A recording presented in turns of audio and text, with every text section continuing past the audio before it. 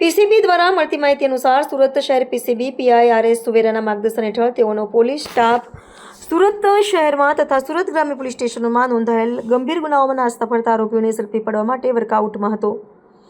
દરમિયાન સુરત શહેર પીસીબીની ટીમને બાતમી મળી હતી કે વર્ષ 2008માં સુરત ગ્રામ્ય કામરેજ પોલીસ સ્ટેશનમાં નોંધાયેલા હત્યાના ગુનાનો આરોપી રાજેશ ઉર્ફે રાજુ અમૃતિયા હાલ મોરબીના કડિયાણા કારખાનામાં ખાતે આવેલ શ્રેષ્ઠના કારખા ચોરી છુપીથી રહી ત્યાં જ નોકરી કરી રહ્યો છે.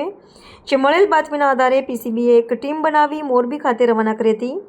દરમિયાન આરોપી રાજેશ ઉર્ફે રાજુભાઈ ડાયાભાઈ અમૃતિયા ઉંમર વર્ષ 53 રહે અનીડા ગામે ભાલોડી તાલુકો ગોંડલ જિલ્લો રાજકોટને થ્રેશરના કારખાનામાંથી જ દબોચી લીધો હતો. પોલીસે આરોપીની પૂછપરછ કરતા વર્ષ 2008માં રાજેશનો સાથી મિત્ર વિપુલભાઈ લાલજીભાઈ સોલંકી જેતપુરથી લસણનો માલ તથા ઘઉંનો માલ ટેમ્પોમાં ભરીને આવતા હતા. ત્યારે રાજેશના ટેમ્પોના ટાયરમાં 3-4 વખત પંચર થતાં વિપુલભાઈએ તેઓની સાથે ટેમ્પો ડ્રાઈવ કરવા માટે બોલાવતા બંને સાથે ટેમ્પો ચલાવીને સુરત આવતા હતા. વિપુલભાઈએ કરજણ ખાતેથી ટેમ્પોમાંથી લસણનો માલ ખાલી કરેલો હોવાથી રાજેશને લાગ્યું કે તેઓને વેપારીને માલના નાણાં ચૂકવ્યા છે, જેથી સારા પૈસા મળશે તેવું વિચારીને વિપુલભાઈની હત્યા કરી નાખી હતી. પરંતુ તેઓના ખિસ્સા બેગ તપાસતા કોઈ પૈસા મળ્યા ન હતા, જેથી રાજેશે ટેમ્પો રોડની સાઈડમાં મૂકીને ભાગી ગયો હોવાની કબૂલાત કરી હતી.